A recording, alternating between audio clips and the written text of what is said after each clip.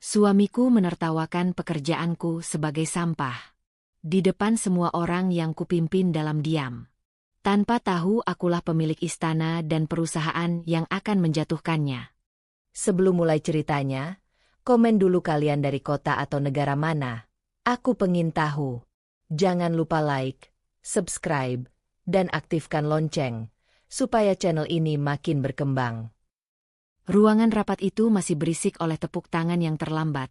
Tapi bagi Dita, suara-suara itu terdengar jauh dan teredam, seolah ia sedang berdiri di dasar air. Dadanya sesak. Kalimat Raka barusan masih menggema jelas di kepalanya.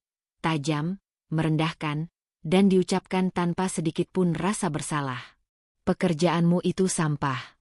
Ide-ide seperti ini, terlalu idealis untuk dunia nyata. Kata sampah itu seperti dilemparkan ke wajahnya, di depan puluhan pasang mata karyawan yang tadi masih menunggu arah rapat. Dita berdiri di ujung meja panjang, jemarinya mencengkeram map presentasi yang bahkan belum sempat ia buka. Ia tidak menangis, tidak juga membantah. Yang ia rasakan justru sesuatu yang lebih berbahaya, diam yang terlalu penuh. Raka berdiri di sisi lain meja, tubuhnya tegap. Senyum kecil penuh kemenangan tersungging di bibirnya. Ia tidak menatap Dita lama-lama. Pandangannya malah meluncur ke arah Nindi, yang duduk di dekat layar proyektor. Wanita itu membalasnya dengan senyum tipis. Senyum yang bukan milik seorang rekan kerja biasa. Terlalu akrab. Terlalu berani. Dita melihat itu. Dan hatinya terasa seperti ditarik dua arah. Antara rasa malu sebagai istri, dan rasa hancur sebagai perempuan yang diremehkan di ruang profesionalnya sendiri. Rapat selesai, ujar Raka ringan, seolah tidak baru saja merobek harga diri seseorang. Kita lanjutkan nanti tanpa gangguan. Kata gangguan membuat beberapa karyawan saling berpandangan. Ada yang menunduk. Ada yang pura-pura sibuk membereskan laptop. Tak satu pun berani menatap Dita terlalu lama. Ia merasakan tubuhnya panas. Tapi wajahnya tetap tenang. Bertahun-tahun hidup bersama Raka telah melatihnya untuk itu. Menyembunyikan luka, menyimpan emosi, dan tetap terlihat patuh. Saat ruangan mulai kosong, Dita masih berdiri di tempatnya. Map itu kini terasa berat, bukan karena isinya, tapi karena makna yang dilekatkan Raka padanya. Sampah, katanya. Padahal proyek itu ia susun bermalam-malam, dengan data yang rapi dan visi jangka panjang yang jelas.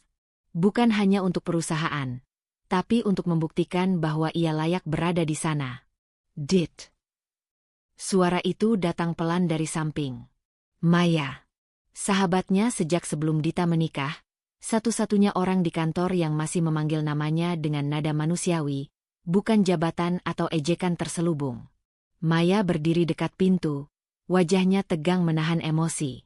Ia menunggu sampai karyawan terakhir keluar sebelum mendekat. Kamu nggak apa-apa? Tanyanya, meski jelas jawabannya bukan iya.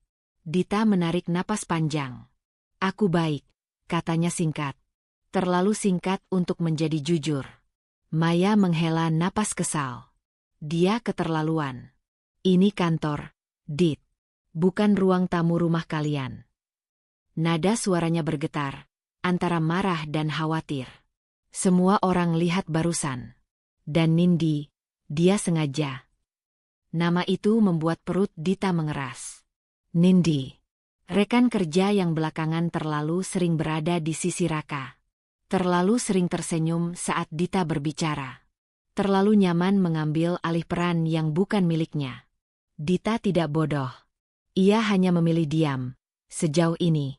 Aku tahu, jawab Dita pelan. Kamu tahu. Maya mendekat, menatap wajah Dita yang terlalu tenang untuk ukuran seseorang yang baru dipermalukan. Lalu kenapa kamu diam saja? Kamu biarkan dia bicara seperti itu ke kamu. Pertanyaan itu tidak terasa seperti serangan. Lebih seperti keputusasaan. Maya mengenal Dita sebagai perempuan yang cerdas dan keras kepala. Bukan seseorang yang layak diinjak-injak begitu saja. Dita menutup map itu perlahan. Seolah dengan gerakan kecil itu ia bisa mengunci semua emosi yang berusaha keluar. Kalau aku melawan di situ, apa yang berubah? Katanya. Dia tetap Raka. Tetap merasa benar. Dan aku cuma akan terlihat emosional. Maya ingin membantah, tapi menahan diri. Ia tahu ada sesuatu yang lebih dalam di balik sikap Dita. Sesuatu yang tidak selesai hanya dengan kemarahan. Aku cuma nggak mau kamu hancur pelan-pelan, kata Maya akhirnya. Kamu bukan perempuan lemah. Dan kamu tahu itu. Dita tersenyum tipis, senyum yang tidak sampai ke matanya.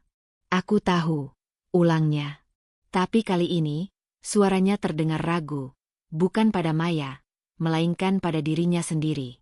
Saat mereka berjalan keluar ruangan, Dita sempat menoleh ke arah meja Raka. Ia melihat Nindi berdiri di sampingnya, tertawa kecil, tangannya menyentuh lengan Raka seolah itu haknya. Raka tidak menepis. Tidak juga terlihat bersalah. Justru terlihat puas. Di dalam dada Dita, sesuatu bergeser. Bukan ledakan. Bukan kemarahan besar. Melainkan retakan halus. Retakan yang menyakitkan karena ia sadar. Selama ini ia terlalu sering mengalah, terlalu lama berharap sikap Raka akan berubah dengan kesabarannya. Di koridor, Maya berhenti dan menatapnya serius. Dit, kamu mau sampai kapan diam? Pertanyaan itu mengikuti Dita bahkan setelah Maya pergi. Di dalam lift, di dalam mobil, sampai ia duduk sendirian di kursi penumpang rumah besar yang selama ini ia sebut rumah. Rumah yang megah, tapi terasa dingin. Rumah yang seharusnya menjadi tempat aman, tapi justru menjadi saksi dari semua penghinaan yang ia telan tanpa suara. Dita menatap tangannya sendiri. Tangan yang bekerja. Tangan yang membangun. Tangan yang hari ini disebut sampah. Untuk pertama kalinya, ia bertanya pada dirinya sendiri, bukan dengan marah, tapi dengan ketakutan yang jujur.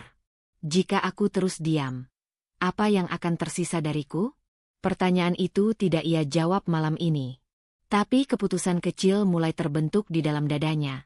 Keputusan berisiko untuk tidak lagi menutup mata sepenuhnya. Dan itu membuat jantungnya berdebar. Bukan karena takut pada Raka, melainkan pada kemungkinan bahwa hidupnya akan berubah. Malam itu, Dita duduk sendiri di ruang makan rumah besar yang sepi. Lampu gantung kristal memantulkan cahaya lembut ke meja panjang yang nyaris tak pernah benar-benar dipakai bersama. Di hadapannya, makanan yang sudah dingin tersaji rapi, disentuh pun tidak. Pertanyaan yang terus berputar di kepalanya sejak sore tadi masih menggantung tanpa jawaban. Jika aku terus diam, apa yang akan tersisa dariku? Ia baru saja pulang dari kantor dengan tubuh lelah dan pikiran yang lebih letih. Sepanjang perjalanan, wajah Raka yang dingin dan kata-katanya yang merendahkan terus muncul, bukan sebagai satu kejadian tunggal, melainkan seperti rangkaian potongan lama yang kini tersusun rapi. Dita menyadari sesuatu yang selama ini ia tolak. Penghinaan hari ini bukan kebetulan. Itu pola. Pola yang tumbuh perlahan, menekan, dan mengikisnya sedikit demi sedikit. Langkah kaki terdengar dari arah tangga. Raka turun dengan santai, mengganti jas kantornya dengan kemeja rumah, seolah tidak terjadi apa-apa. Ia membuka kulkas, mengambil minuman, lalu duduk tanpa menatap Dita. Kamu nggak makan? Tanyanya datar, lebih terdengar seperti formalitas daripada kepedulian. Dita menggeleng pelan. Aku capek. Raka mendengus kecil. Capek apa? Presentasimu kan bahkan nggak jadi. Nada suaranya ringan, tapi mengandung ejekan yang sudah terlalu akrab di telinga Dita. Lain kali, sebelum maju ke rapat, pastikan dulu isinya layak. Kalimat itu jatuh begitu saja, seolah wajar. Dan disitulah Dita merasakan pahitnya realita. Raka tidak merasa bersalah. Tidak sedikit pun. Baginya, merendahkan Dita sudah menjadi bagian dari keseharian. Dita menatap meja, jari-jarinya mengepal di pangkuan. Ia ingin bertanya sejak kapan suaminya berubah seperti ini, tapi jawaban itu muncul sendiri di kepalanya. Dia tidak berubah, aku yang terlalu lama menoleransi. Ngomong-ngomong, lanjut Raka sambil meneguk minumannya. Besok Nindi ikut aku ke meeting klien. Dia lebih ngerti cara bicara yang profesional. Dita mengangkat wajahnya. Ada sesuatu yang bergerak di dadanya, bukan cemburu semata, melainkan rasa dikesampingkan. Itu klien dari proyek yang aku susun, katanya pelan, berusaha menjaga suaranya tetap stabil. Raka menoleh sekilas, alisnya terangkat. Justru itu. Kamu terlalu emosional kalau menyangkut kerjaanmu sendiri. Nindi lebih objektif. Sekali lagi, Dita memilih diam. Tapi diam kali ini terasa berbeda, lebih berat. Ia tidak lagi sekadar menahan diri, ia sedang mencatat, menyimpan, menyadari. Keesokan harinya di kantor, Dita merasakan perubahan kecil tapi menyakitkan. Nindi kini tidak hanya berdiri di dekat Raka saat rapat, tapi juga mengambil alih ruang yang dulu secara alami menjadi milik Dita. Di pantry, di lorong, bahkan di meja kerja Raka, kehadiran Nindi terasa semakin terang-terangan. Pagi, Dit, sapa Nindi dengan senyum manis yang dibuat-buat. Raka bilang kamu sibuk banget akhir-akhir ini. Jadi beberapa hal aku bantu ya. Nada itu terdengar ramah, tapi ada sesuatu di baliknya. Seolah Dita sedang diberitahu bahwa posisinya bisa digantikan kapan saja. Dita membalas dengan anggukan singkat, memilih kembali ke mejanya. Di dalam dadanya, perasaan tertekan berubah menjadi kesadaran yang lebih dingin. Ia sedang disingkirkan, perlahan tapi pasti. Siang itu, Maya menghampirinya. Wajah sahabatnya langsung menegang saat melihat ekspresi Dita yang tertutup. Aku lihat Nindi makin berani, katanya tanpa basa-basi. Dan Raka, dia sengaja. Dita menatap layar komputernya yang menyala tanpa benar-benar ia baca. Aku baru sadar, ujarnya akhirnya. Ini bukan cuma soal kemarin. Dari dulu, dia selalu bikin aku merasa kecil. Seolah semua yang aku lakukan cuma numpang. Maya duduk di kursi seberang, mencondongkan tubuhnya. Dan kamu masih mau menganggap ini cuma emosi sesaat. Nada suaranya lembut, tapi tegas. Dit, ini soal martabat. Soal posisi kamu, sebagai istri, sebagai profesional. Kata martabat itu menggema lebih lama dari yang Dita duga. Selama ini, ia sibuk menjaga rumah tangga, menjaga nama baik Raka, menjaga suasana tetap damai. Tapi siapa yang menjaga dirinya?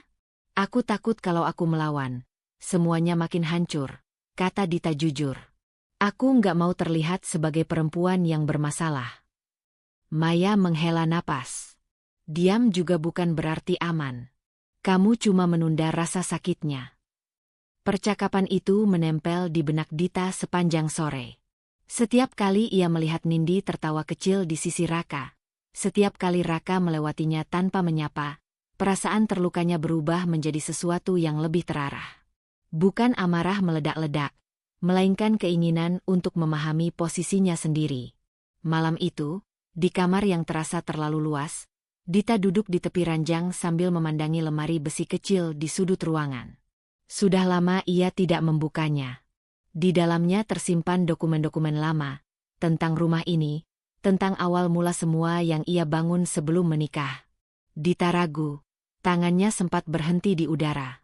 Membuka lemari itu berarti membuka kembali bagian hidup yang selama ini ia kubur demi menjaga keseimbangan. Akhirnya, dengan napas tertahan, ia memutar kuncinya. Bukan jawaban yang ia cari malam ini. Bukan juga pembalasan. Hanya satu keputusan kecil yang berisiko, untuk berhenti sepenuhnya menutup mata. Dan langkah itu, meski sunyi, terasa seperti awal dari sesuatu yang tidak bisa lagi ia hindari. Bunyi logam lemari besi itu masih terngiang di kepala Dita keesokan paginya. Ia menutupnya kembali semalam tanpa benar-benar membaca semua isinya, tapi fakta bahwa lemari itu ada, bahwa ia selama ini sengaja menghindari apa yang tersimpan di dalamnya, membuat tidurnya gelisah. Pagi ini, saat ia berdiri di depan cermin kamar mandi, bayangan dirinya sendiri terlihat asing. Wajah yang rapi, pakaian kerja yang sempurna, tapi mata yang lelah menahan terlalu banyak hal. Pertanyaan yang mulai muncul semalam kini terasa lebih tajam. Apakah aku masih berada dalam pernikahan, atau hanya bertahan dalam kebiasaan? Di meja sarapan, Raka sudah duduk lebih dulu, sibuk dengan ponselnya.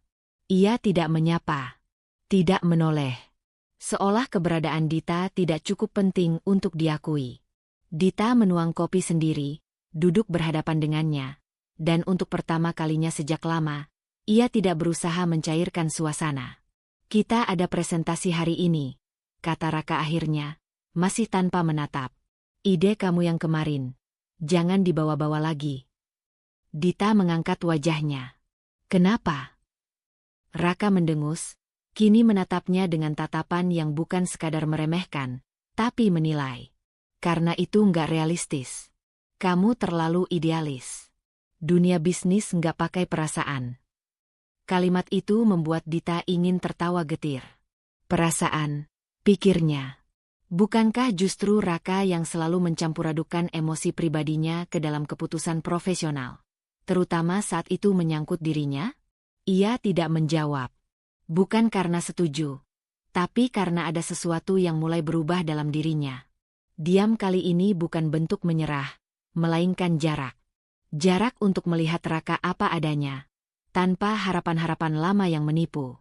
Di kantor, suasana rapat pagi terasa lebih dingin dari biasanya. Beberapa karyawan senior sudah duduk mengelilingi meja besar. Wajah mereka serius. Dita duduk di sisi kanan, membawa catatan dan data yang sudah ia susun rapi. Ia tahu idenya kuat. Ia tahu itu. Tapi ia juga tahu, hari ini, Raka tidak akan memberinya ruang. Dan benar saja. Saat Dita baru membuka mulut untuk menjelaskan poin pertamanya, Raka langsung memotong. Yang ini kita lewati saja, katanya sambil menggeser selide. Sudah saya evaluasi. Kurang matang. Beberapa kepala menoleh ke arah Dita. Ada yang terkejut. Ada yang pura-pura tidak mendengar. Rasa panas merambat ke wajahnya, bukan karena malu semata, tapi karena ketidakadilan yang telanjang. Kalau boleh, Dita mencoba lagi, suaranya terkendali meski dadanya berdebar. Data ini menunjukkan potensi jangka panjang yang... Raka tersenyum kecil, senyum yang membuat perut Dita mengeras. Itu teori. Kita butuh sesuatu yang lebih praktis. Nindi, mungkin kamu bisa jelaskan alternatif yang kita bahas kemarin. Nindi, yang duduk tak jauh dari Raka, segera berdiri. Ia melirik Dita sekilas, bukan dengan rasa bersalah, melainkan keyakinan bahwa ini memang momennya. Seperti yang Raka bilang, ujarnya, pendekatan Dita terlalu berisiko. Kita perlu strategi yang lebih aman. Kata aman itu menusuk. Aman untuk siapa? Aman untuk posisi Raka. Aman untuk mereka yang tidak mau mengambil peluang, tapi juga tidak mau kehilangan kuasa. Dita menunduk, mencatat sesuatu yang sebenarnya tidak ia butuhkan. Ia merasakan seluruh ruangan menekannya, bukan karena ia salah, tapi karena ia sendirian. Untuk pertama kalinya, ia tidak hanya merasa dipermalukan, ia merasa dihapus. Usai rapat, Dita tidak langsung kembali ke mejanya. Ia berdiri di dekat jendela besar di ujung koridor, menatap kota yang sibuk di bawah sana. Semua orang terlihat bergerak dengan tujuan. Hanya dirinya yang terasa terjebak dalam lingkaran yang sama. Maya datang tanpa suara, berdiri di sampingnya. Aku lihat, katanya singkat. Tidak perlu dijelaskan apa yang ia lihat. Di depan karyawan senior, jawab Dita pelan. Dia sengaja. Maya mengepalkan tangan. Ini sudah bukan soal ego dia saja, Dit. Ini soal kamu diposisikan sebagai orang yang tidak kompeten. Dita mengangguk. Ada rasa sakit yang familiar, tapi juga sesuatu yang baru, kejernihan. Aku mulai bertanya-tanya, katanya, suaranya hampir berbisik. Apakah aku masih bertahan karena cinta? Atau karena takut mengubah apapun? Maya menatapnya lama. Dan jawabannya. Dita tidak langsung menjawab. Karena untuk pertama kalinya, ia tidak ingin menjawab dengan apa yang seharusnya, melainkan dengan apa yang jujur. Sepulang kerja, Dita kembali ke rumah lebih awal. Rumah besar itu menyambutnya dengan keheningan yang tidak ramah. Ia berjalan langsung ke kamar, menuju lemari besi kecil itu lagi. Kali ini, ia membukanya tanpa ragu. Map-map di dalamnya terasa berat, bukan secara fisik, tapi emosional. Ada nama orang tuanya di sana. Ada jejak hidupnya sebelum semua ini. Sebelum ia mengecilkan dirinya sendiri demi menjadi istri yang mudah diatur. Dita duduk di lantai, bersandar pada ranjang, membuka satu map tanpa membaca detailnya. Ia hanya ingin memastikan satu hal, bahwa hidupnya tidak selalu seperti ini. Bahwa ia pernah berdiri di atas kakinya sendiri.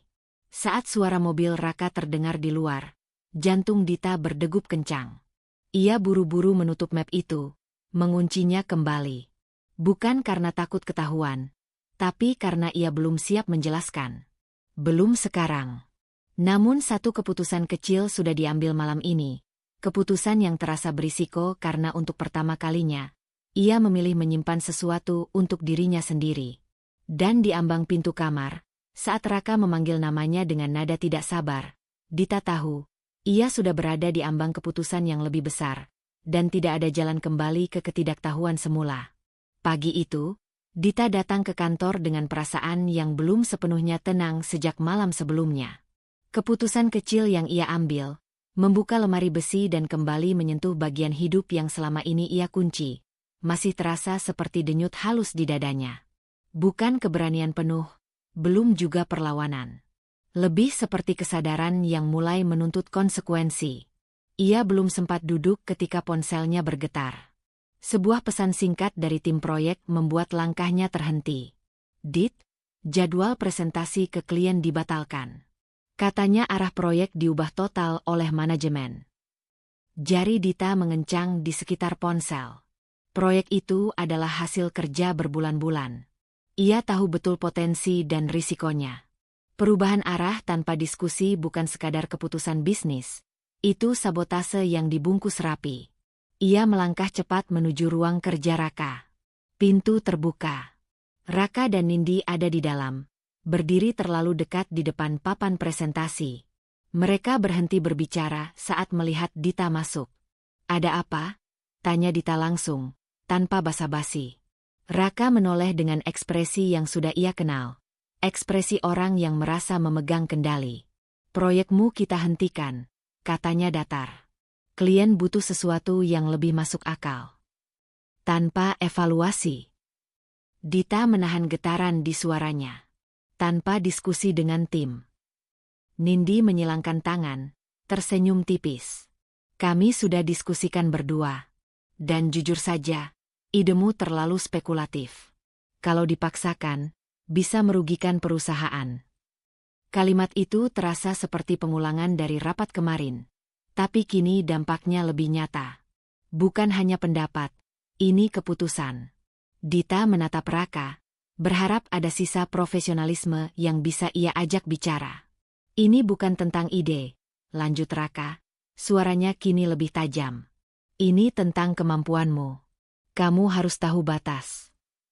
Batas. Kata itu menghantam lebih keras dari yang ia duga. Dita merasakan dadanya mengencang, tapi ia tidak mundur. "Batas yang mana?" tanyanya. "Sebagai istri? Atau sebagai karyawan?" Keheningan sesaat memenuhi ruangan. Nindi melirik Raka, seolah memberi isyarat agar ia mengambil alih. "Sebagai dua-duanya," jawab Raka akhirnya. "Dan jujur saja, Dit, kamu tidak berguna kalau terus memaksakan kehendak.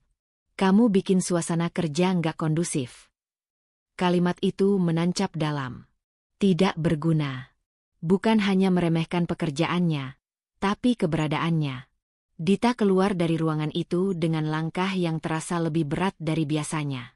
Di luar, ia merasakan pandangan-pandangan samar, bisik-bisik yang tidak jelas sumbernya, tapi cukup untuk membuatnya sadar. Gosip sudah mulai bekerja. Di pantry, dua karyawan berhenti berbicara saat ia masuk. Di lorong, seseorang menyapanya terlalu cepat, terlalu canggung. Dita tidak perlu mendengar kata-katanya untuk tahu apa yang beredar. Raka sedang membangun narasi, dan ia ditempatkan sebagai masalah. Siang hari, Maya menariknya ke ruang arsip yang sepi. "Aku dengar proyekmu dihentikan," katanya tanpa menunda. "Dan gosipnya, nggak bagus." Dita bersandar pada rak, menghela napas panjang. "Dia bilang aku nggak berguna," ucapnya pelan, seolah kata itu baru terasa sakit saat diucapkan keras. Dan sekarang semua orang mulai percaya. Maya menatapnya tajam, bukan dengan iba, tapi dengan kemarahan yang tertahan. Itu yang dia mau. Bikin kamu ragu sama diri sendiri. Ia mendekat, merendahkan suaranya. Dit, kamu harus berhenti cuma bertahan. Kamu perlu bukti. Bukti apa? Dita mengangkat wajahnya. Ada kelelahan di sana, tapi juga sesuatu yang lain, kesiapan untuk mendengar. Bukti profesional. Jawab Maya mantap. Semua kerjaanmu. Semua keputusan sepihak mereka. Email, laporan, perubahan arah proyek tanpa prosedur. Dan juga, hakmu. Kata terakhir itu membuat Dita terdiam. Hak. Ia jarang memikirkannya sebagai sesuatu yang perlu diperjuangkan. Selama ini, ia mengira bertahan sudah cukup. Aku nggak bilang kamu harus melawan sekarang, lanjut Maya. Tapi kamu harus mulai mengumpulkan pegangan. Diam-diam. Jangan biarkan mereka tahu. Dita menelan ludah. Ada rasa takut, tapi juga kelegaan aneh. Untuk pertama kalinya, ia tidak merasa sendirian dalam pikirannya sendiri. Malamnya, tekanan datang dari arah yang lebih personal. Di rumah, Raka menunggunya di ruang keluarga. Tidak ada nada tinggi. Justru itu yang membuatnya lebih mengancam. Kita perlu bicara, kata Raka. Kalau kamu terus bersikap seperti hari ini, aku nggak bisa jamin posisimu di kantor. Atau, di rumah. Ultimatum itu disampaikan dengan tenang, seolah wajar. Dita berdiri di hadapannya, merasakan campuran marah dan takut yang belum pernah ia izinkan sepenuhnya. Kamu mengancam aku. Aku mengingatkan, jawab Raka ringan. Kamu terlalu emosional. Kamu harus tahu diri. Untuk pertama kalinya, Dita tidak langsung menunduk. Ia menatap Raka, melihat bukan lagi suami yang ia kenal, melainkan seseorang yang merasa berhak menentukan nilainya. Dan disitulah sesuatu berubah. Bukan sikapnya, belum. Tapi caranya memandang. Malam itu, di kamar yang sunyi, Dita membuka laptopnya. Ia mulai mencari kembali file-file lama, email proyek, catatan rapat. Setiap klik terasa seperti langkah kecil di atas tanah rapuh. Berisiko. Tapi juga nyata. Ia tahu ini baru awal. Tekanan belum akan berhenti. Bahkan mungkin akan meningkat. Namun saat ia menyimpan folder pertama dengan rapi dan memberi nama sederhana, Dita merasakan sesuatu yang berbeda dari hari-hari sebelumnya. Bukan keberanian besar, melainkan kendali kecil yang akhirnya ia pegang sendiri. Folder baru itu masih kosong ketika Dita menatap layar laptopnya. Nama foldernya sederhana, catatan.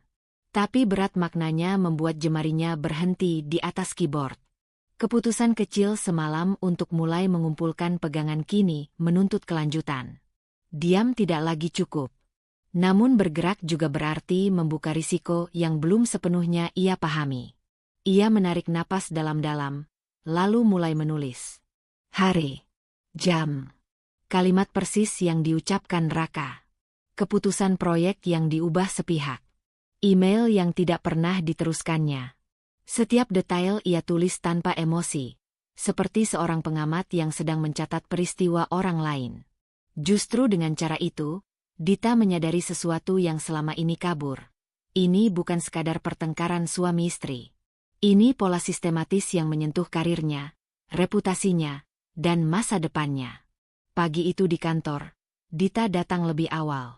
Ia memilih duduk di mejanya, tidak menunggu disapa, tidak mencari perhatian. Sikap itu justru membuat Raka semakin nyaman. Ia melewati Dita tanpa menoleh, menuju ruangannya dengan langkah penuh percaya diri. Dit, panggilnya kemudian dari pintu. Jangan lupa kirim laporan revisi ke Nindi. Biar dia yang cek. Nada suaranya terdengar seperti perintah biasa, tapi maknanya jelas, otoritas. Dita mengangguk singkat. Baik.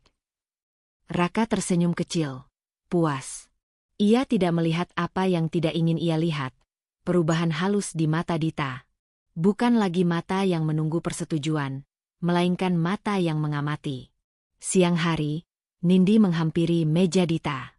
Ia bersandar santai di sisi meja, membawa tablet, senyum percaya diri terpasang. Aku dengar kamu yang susun konsep awal proyek itu, katanya ringan. Sayang sekali, ya. Tapi ya, nggak semua orang cocok dengan tekanan besar. Kata-katanya terdengar seperti simpati, tapi intonasinya mengandung penilaian. Dita menoleh, menatap Nindi dengan tenang. Tekanan besar bukan masalah, jawabnya. Yang sulit itu bekerja di lingkungan yang tidak jujur. Nindi terdiam sesaat, lalu tertawa kecil. Kamu terlalu sensitif. Dunia kerja itu keras. Dita kembali ke layar komputernya, memilih tidak menanggapi. Namun di dalam dadanya, perasaan itu berubah bentuk. Sakit hati masih ada, tapi kini bercampur dengan sesuatu yang lebih dingin dan terarah. Ia mulai melihat Nindi bukan sebagai ancaman emosional, melainkan bagian dari permainan kekuasaan yang sedang ia pelajari. Di ruang arsip sore itu, Maya duduk di seberangnya, menatap layar laptop Dita yang terbuka. Kamu serius, katanya pelan, melihat daftar panjang catatan yang sudah tersusun rapi. Harus, jawab Dita. Aku baru sadar, selama ini aku terlalu sibuk bertahan sampai lupa mencatat. Maya mengangguk. Jangan cuma catat yang besar. Yang kecil justru sering lebih kuat kalau disusun. Nasihat itu membuat Dita menambahkan satu baris lagi. Perubahan jadwal rapat tanpa pemberitahuan. Komentar merendahkan yang disampaikan di depan orang lain. Hal-hal yang dulu ia anggap sepele kini ia lihat sebagai bagian dari pola. Sore menjelang malam, Raka pulang lebih awal.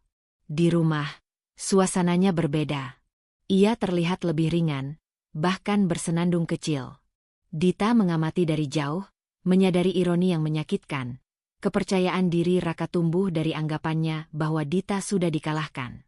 Kamu kelihatan lebih tenang sekarang, kata Raka sambil membuka dasinya. Bagus. Mungkin akhirnya kamu sadar posisi. Posisi. Kata itu kembali muncul. Kali ini, Dita tidak langsung merespons. Ia hanya tersenyum tipis, sesuatu yang membuat Raka merasa benar. Padahal sesungguhnya itu topeng. Malam itu, di kamar, Dita melanjutkan pekerjaannya. Ia menyimpan salinan email, menyusun kronologi, bahkan memindahkan beberapa dokumen ke penyimpanan pribadi. Setiap tindakan terasa seperti melangkah di lorong gelap tanpa peta. Tapi untuk pertama kalinya, ia tidak berjalan membabi buta. Saat ia berhenti sejenak, menatap layar yang penuh catatan, Dita merasakan dua hal yang bertabrakan di dadanya. Sakit hati karena semua yang ia alami. Dan semangat yang belum pernah ia izinkan tumbuh sebelumnya. Keinginan untuk tidak sekadar bertahan, tapi membalikkan keadaan. Bukan dengan teriakan. Bukan dengan air mata. Melainkan dengan strategi. Ponselnya bergetar. Pesan dari Maya masuk singkat. Ingat, jangan terburu-buru. Kamu lagi bangun pijakan. Dita tersenyum kecil. Ia tahu. Setiap catatan adalah pijakan. Setiap diam yang terkontrol adalah langkah. Namun saat ia menutup laptop dan mematikan lampu, tekanan baru muncul, lebih sunyi tapi lebih berat. Karena kini ia tahu, jalan yang ia pilih tidak bisa setengah-setengah. Sekali ia melangkah lebih jauh, ia tidak hanya mempertaruhkan karirnya, tetapi juga rumah tangga, rasa aman, dan wajah yang selama ini ia pakai untuk bertahan.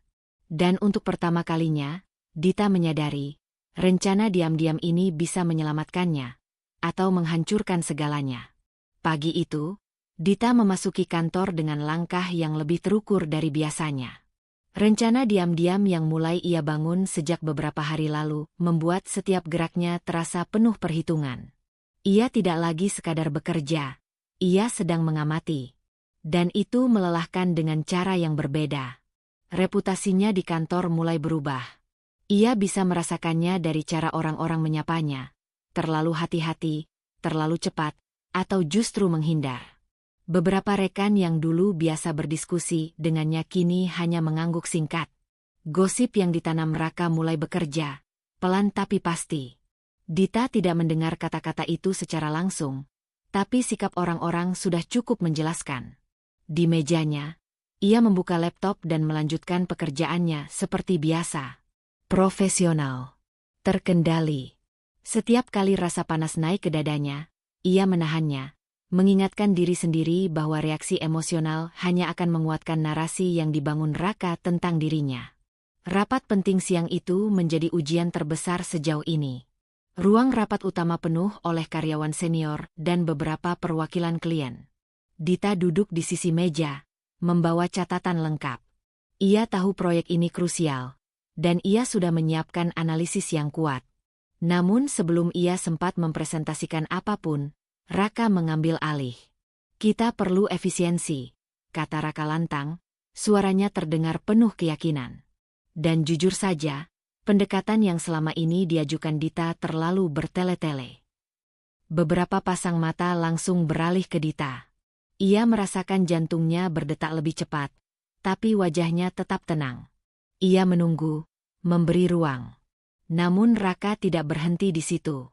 "Dalam situasi seperti ini," lanjutnya, "kita butuh keputusan cepat, bukan analisis yang membingungkan."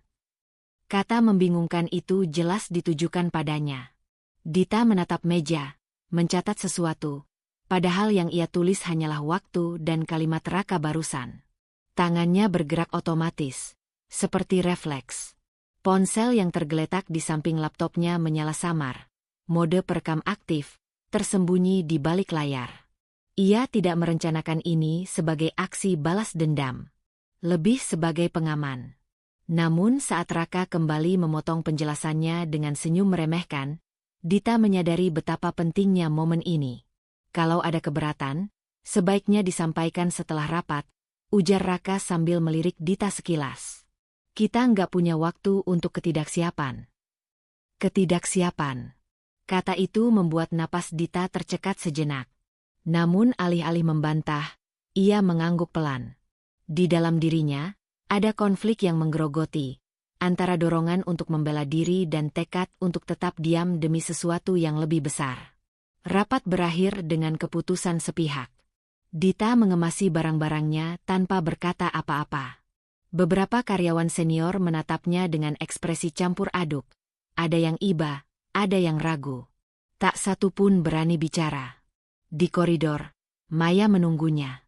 "Aku lihat," katanya pelan saat mereka berjalan berdampingan. "Dia makin nekan kamu." Dita mengangguk.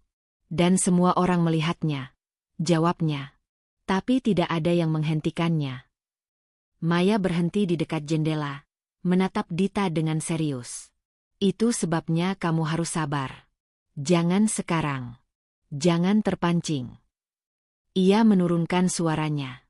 "Kalau Raka tahu kamu sedang bersiap, dia akan menutup semua celah." Kata-kata itu menancap dalam. Dita tahu Maya benar. Setiap penghinaan yang ia tahan bukan tanda kelemahan, melainkan investasi emosi yang mahal. Sore itu, di mejanya, Dita memutar ulang rekaman rapat secara singkat, memastikan suaranya jelas, nada Raka terdengar utuh. Ia menyimpannya tanpa nama mencolok, hanya tanggal dan kode. Jantungnya berdebar lebih cepat dari biasanya. Ada rasa takut, bukan ketahuan, tapi akan apa yang ia lakukan dengan bukti-bukti ini nanti. Saat Raka melewati mejanya, ia berhenti sejenak.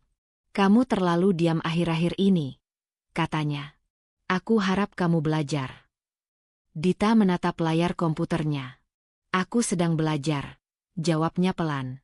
Raka tersenyum puas, menafsirkan kata-kata itu sesuai keinginannya. Ia tidak melihat bahaya. Tidak merasakan perubahan yang sedang tumbuh perlahan di dalam diri Dita. Malamnya, di rumah, Dita duduk sendirian di kamar, ponsel di tangannya. Ia menimbang-nimbang rekaman itu, seolah beratnya bukan pada file, tapi pada konsekuensi yang menyertainya. Sekali ia melangkah lebih jauh, tidak ada jalan kembali ke posisi aman. Posisi diam yang selama ini melindunginya, meski semu. Ia mengirim satu pesan singkat ke Maya. "Aku sudah mulai." Balasan datang cepat. "Bagus. Sekarang, jaga dirimu. Jangan biarkan dia curiga." Dita mematikan layar, menatap langit-langit kamar. Tekanan kini memuncak, bukan hanya dari luar, tapi dari dalam. Karena ia tahu, kesabarannya akan terus diuji. Dan semakin lama ia menunggu, semakin besar risiko yang ia ambil, risiko yang harus ia hadapi sendirian. Dita bangun pagi itu dengan perasaan tidak utuh.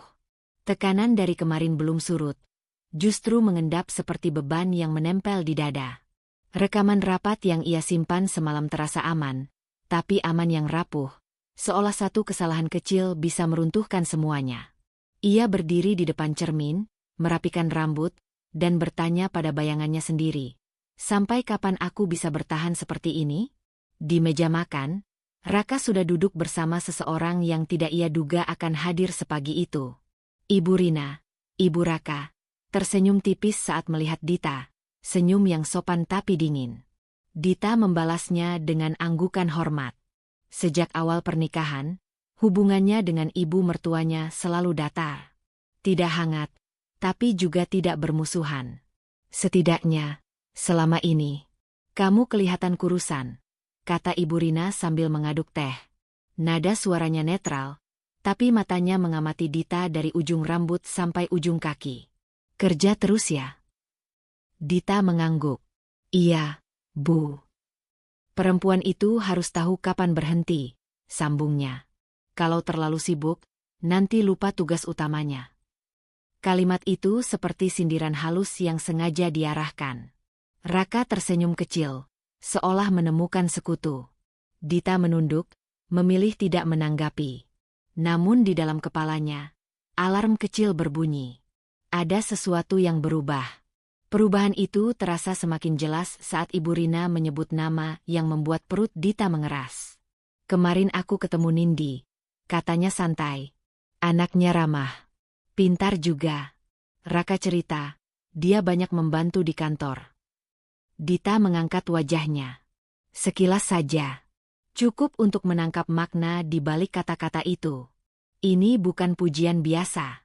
Ini penilaian. Dan penilaian itu tidak berpihak padanya. Di kantor, perasaan terjepit itu tidak berkurang. Justru bertambah. Dita melihat Nindi berbincang akrab dengan seseorang dari tim hukum perusahaan. Orang yang jarang berinteraksi dengannya. Mereka tertawa kecil. Terlalu nyaman untuk ukuran rekan kerja. Dita tidak mendengar isi percakapan mereka, tapi ia merasakan satu hal dengan jelas. Lingkaran di sekelilingnya semakin menyempit. Siang itu, Raka memanggilnya ke ruangannya. Pintu ditutup. Nada suaranya berubah, lebih rendah, lebih menekan. Aku butuh kamu serahkan dokumen keuangan proyek terakhir, katanya langsung. Yang lengkap, termasuk arsip lama. Dita menatapnya.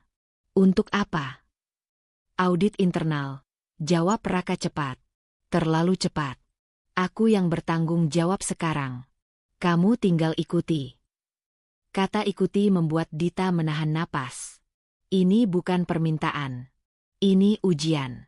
Ia merasakan keringat dingin di telapak tangannya, bukan karena takut ketahuan, melainkan karena sadar betapa berbahayanya situasi ini. Dokumen itu sensitif, kata Dita hati-hati. Ada prosedur. Raka menyela, suaranya meninggi. Kamu meragukan aku. Ia mencondongkan tubuh ke depan. Atau kamu punya sesuatu yang kamu sembunyikan?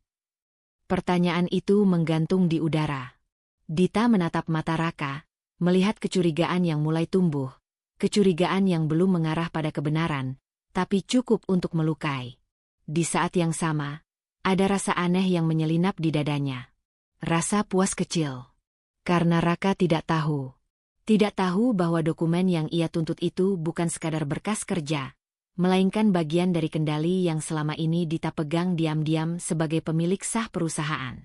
Aku akan cek dulu, jawab Dita akhirnya. Pastikan semuanya sesuai. Raka menghela napas kesal. Jangan lama-lama. Aku butuh bukti loyalitasmu. Loyalitas. Kata itu kini terdengar seperti jebakan. Keluar dari ruangan itu, kaki Dita terasa ringan dan berat sekaligus.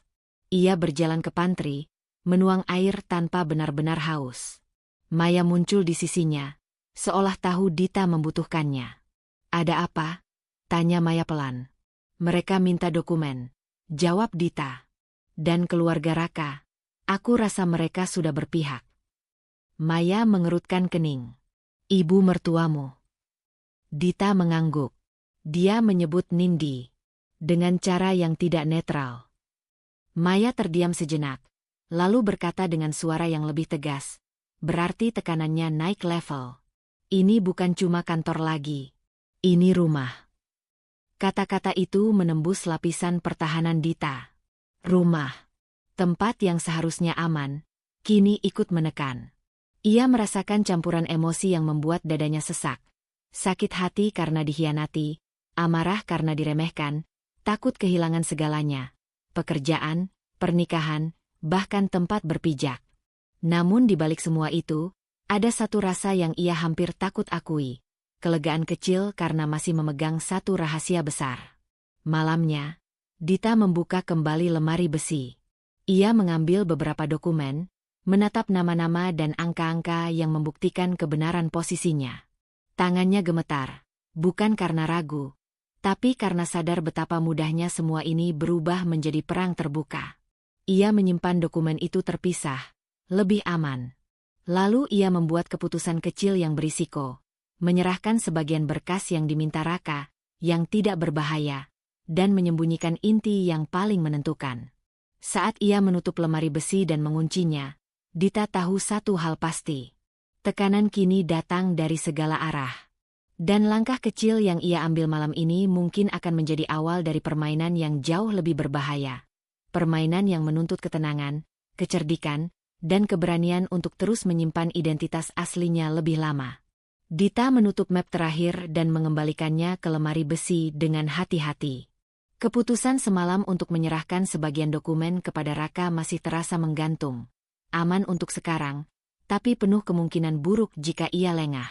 Ia tidak lagi sekadar bereaksi, ia sedang berhitung. Dan perhitungan itu menuntut ketenangan yang terus diuji. Pagi di kantor terasa berbeda. Bukan lebih tenang, justru lebih teratur dalam cara yang mencurigakan. Agenda rapat Dita berubah tanpa pemberitahuan. Beberapa akses sistemnya dibatasi. Hal-hal kecil, tapi cukup untuk membuatnya sadar. Raka sedang menyusun sesuatu. Di pantry, saat ia menuang kopi, Nindi muncul di sisinya. Tidak seperti biasanya, kali ini Nindi tidak langsung memamerkan senyum percaya diri. Wajahnya terlihat lebih lembut, hampir bersahabat. "Dit," katanya pelan, "boleh bicara sebentar?" Dita menoleh. Ia mengangguk, memilih berdiri di tempat. "Tentang apa?" Nindi tersenyum, menurunkan suaranya seolah berbagi rahasia. "Aku cuma ingin kamu tahu, situasi ini sudah terlalu rumit. Dan aku rasa, kalau kamu mundur dengan baik-baik, semuanya bisa lebih tenang." Kata mundur itu diucapkan ringan, tapi maknanya berat. Dita menyesap kopinya, memberi waktu sebelum menjawab. "Mundur dari apa?" "Dari proyek itu," jawab Nindi cepat. "Dari posisi yang bikin kamu tertekan. Ini demi kebaikan semua pihak, termasuk kamu." Dita menatapnya, mencari celah di balik nada empatinya. Ia menemukannya dengan mudah, keyakinan superior yang disamarkan sebagai kepedulian. "Dan menurutmu, itu keputusan yang adil?" Nindi mengangkat bahu. "Adil itu relatif. Yang penting, semua tetap berjalan. Kamu kan kelihatan capek." Kalimat itu hampir membuat Dita tertawa. "Capek," pikirnya. "Iya. Tapi bukan karena tidak mampu, melainkan karena terlalu lama menahan diri." Namun ia tidak menunjukkan apapun. Ia hanya tersenyum tipis. "Aku akan pikirkan." Nindi tampak lega, menafsirkan senyum itu sebagai tanda menyerah. Saat ia pergi, Dita merasakan campuran emosi yang semakin rumit. Jijik pada manipulasi yang halus, tapi juga kepuasan kecil karena ia tahu permainan ini tidak seimbang seperti yang mereka kira. Siang hari, Raka memanggil rapat kecil. Tanpa Dita. Ia tahu itu karena undangan rapat itu muncul sebentar di sistem sebelum menghilang. Seseorang lupa menghapus notifikasi. Kesalahan kecil yang membuka jendela besar. Dita tidak langsung bereaksi. Ia mencatat waktu, peserta, dan topik rapat yang sempat terbaca. Lalu ia kembali bekerja, seolah tidak terjadi apa-apa. Di dalam dirinya, ego yang dulu mudah terluka kini berubah bentuk, menjadi keinginan dingin untuk memahami langkah lawan. Sore itu, Maya datang dengan wajah tegang. Aku dengar mereka mau ganti arah proyekmu total, katanya. Bukan sekadar evaluasi. Mereka mau bikin seolah-olah itu gagal dari awal. Dita mengangguk pelan. Aku sudah duga. Kamu tenang sekali, ujar Maya, setengah kagum, setengah khawatir. Karena kalau aku panik sekarang, mereka menang, jawab Dita. Ia membuka laptop, menunjukkan beberapa folder yang sudah tersusun rapi. Aku sedang memetakan semuanya. Urutan keputusan. Siapa bicara apa? Kapan perubahan terjadi? Maya menatap layar itu, matanya membesar. Kamu siap? Belum, kata Dita jujur. Tapi aku lebih siap dari yang mereka kira. Malamnya, di rumah, Raka terlihat sibuk dengan ponselnya. Ia mondar-mandir, berbicara singkat, lalu tertawa kecil. Kepercayaan dirinya terasa seperti sesuatu yang sengaja dipertontonkan. Besok akan jadi hari besar, katanya sambil melirik Dita. Semua akan jelas. Dita mengangguk, berpura-pura tidak peduli. Di dalam dirinya, kata jelas itu bergema dengan arti ganda. Jelas bagi Raka bahwa ia menang. Jelas bagi Dita bahwa waktunya hampir tiba. Bukan untuk membuka semua, tapi untuk menyiapkan kejutan yang tepat. Di kamar, Dita kembali menata bukti. Ia membuat garis waktu, menyatukan rekaman, email, dan perubahan akses. Setiap potongan kini membentuk pola yang lebih utuh. Pola manipulasi. Pola penyingkiran. Saat ia mematikan laptop, ada tekanan baru yang menekan dadanya. Karena semakin jelas peta yang ia buat, semakin dekat ia pada titik tanpa jalan mundur. Dan di ambang tidur, Dita membuat satu keputusan kecil yang berisiko.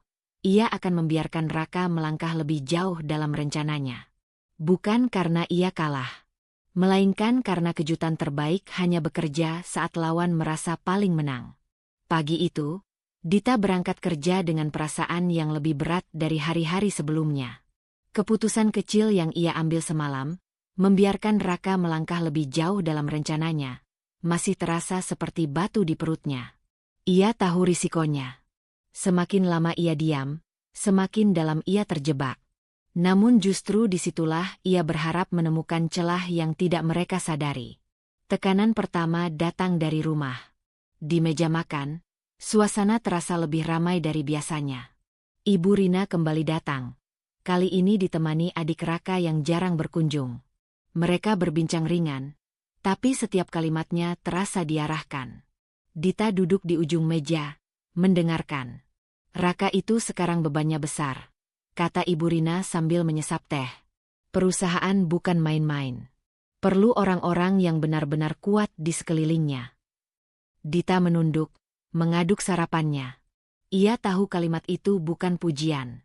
Makanya, sambung adik Raka sambil tersenyum sopan, kalau ada yang bikin suasana kerja nggak kondusif, sebaiknya sadar diri.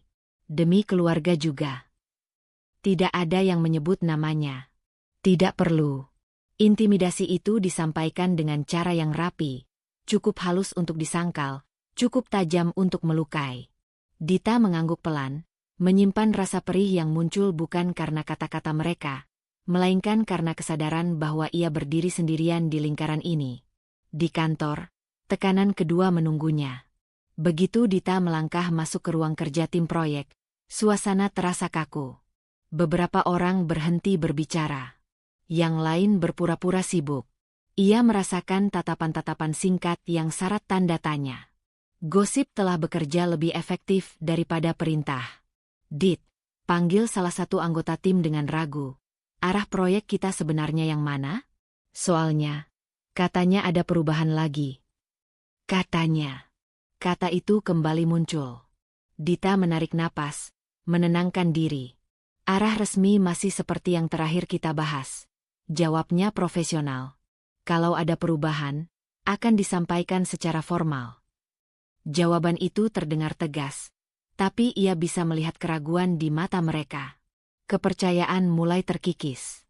Bukan karena ia tidak kompeten, tapi karena orang-orang di atasnya sengaja menciptakan kebingungan. Di tengah hari, Nindi mendekatinya dengan map di tangan. "Aku bantu ya," katanya ceria. "Aku sudah rangkum beberapa masukan dari manajemen. Biar kamu nggak repot." Dita menerima map itu, membukanya sekilas. Isinya bukan masukan, melainkan perubahan yang menempatkan Dita sebagai pihak yang seolah-olah tidak mampu menyesuaikan diri. "Ini bukan yang kita sepakati," katanya pelan. Nindi tersenyum, mendekat sedikit. "Justru itu. Aku bantu kamu menyesuaikan. Kalau enggak, nanti kesannya kamu yang menghambat." Bantuan yang menjebak. Dita merasakan kemarahan kecil muncul, tapi ia menahannya. Ia mengangguk, menyimpan map itu.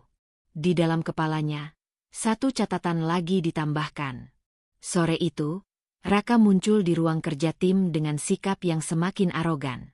Ia berdiri di tengah ruangan, berbicara seolah semua sudah diputuskan.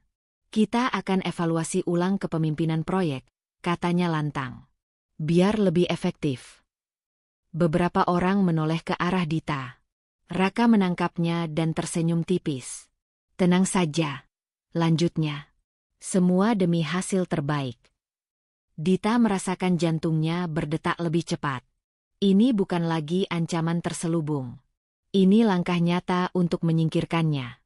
Namun di balik rasa takut yang menjalar, ada sesuatu yang lain yang mulai menguat, tekad yang dingin dan terfokus. Di lorong, Maya menyusulnya. "Mereka menekan kamu dari semua arah," katanya lirih. "Kamu masih sanggup?" Dita berhenti, menatap Maya. Untuk sesaat, topeng profesionalnya retak. "Aku takut." Akunya jujur. Takut kehilangan semuanya. Tapi, aku juga muak merasa kecil. Maya menggenggam lengannya. "Rasa takut itu wajar. Tapi jangan biarkan itu menghentikanmu." Malamnya, Dita kembali ke rumah dengan kepala penuh. Ia duduk sendirian di kamar, membuka kembali semua catatan dan bukti yang telah ia kumpulkan. Kini peta itu hampir lengkap.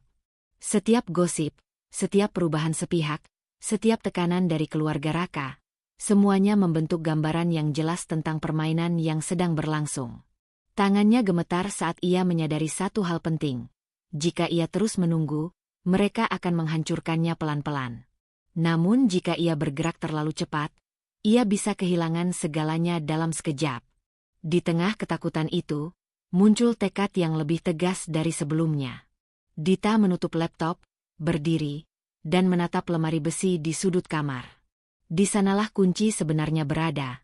Bukan hanya dokumen, tapi identitas yang selama ini ia sembunyikan.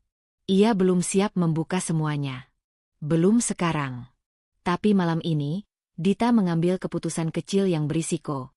Ia mulai menyusun urutan langkah besar yang akan ia ambil. Bukan untuk besok. Bukan untuk hari ini. Melainkan untuk saat yang tepat, ketika semua yang menekannya merasa paling aman. Dan di keheningan kamar itu, Dita tahu, posisinya memang terjepit. Tapi justru dari posisi itulah, ia akan mendorong balik. Keputusan kecil yang Dita ambil malam sebelumnya terus bergaung di kepalanya saat ia melangkah memasuki gedung kantor. Ia masih berada di posisi terjepit. Tapi kini rasa terjepit itu berubah bentuk. Bukan lagi hanya ketakutan, melainkan kewaspadaan yang tajam. Ia sadar, satu langkah salah bisa menghancurkan semua yang telah ia tahan dan kumpulkan selama ini. Pagi itu, Dita tidak langsung menuju ruang kerjanya. Ia berbelok ke ruang arsip lama di lantai bawah, tempat yang jarang digunakan, cukup sunyi untuk sebuah percakapan yang tidak boleh terdengar. Di sana, sudah menunggu dua orang karyawan senior yang selama ini dikenal tenang dan menjunjung profesionalisme. Dita memilih mereka bukan karena kedekatan pribadi, melainkan karena sikap mereka yang konsisten, bahkan saat gosip beredar liar. Terima kasih sudah mau meluangkan waktu, ujar Dita. Suaranya rendah tapi mantap. Salah satu dari mereka mengangguk. Kami tahu ini bukan pertemuan biasa. Dita menarik napas panjang. Jantungnya berdetak cepat. Inilah salah satu momen paling berisiko dalam hidupnya. Ia membuka map coklat yang ia bawa, mengeluarkan beberapa dokumen penting, cukup untuk menunjukkan kebenaran, tapi belum semuanya. Apa yang akan saya sampaikan tidak boleh keluar dari ruangan ini, katanya. Saya tidak meminta kalian berpihak sekarang. Saya hanya ingin kalian tahu siapa saya sebenarnya. Keheningan jatuh berat saat mereka membaca dokumen itu.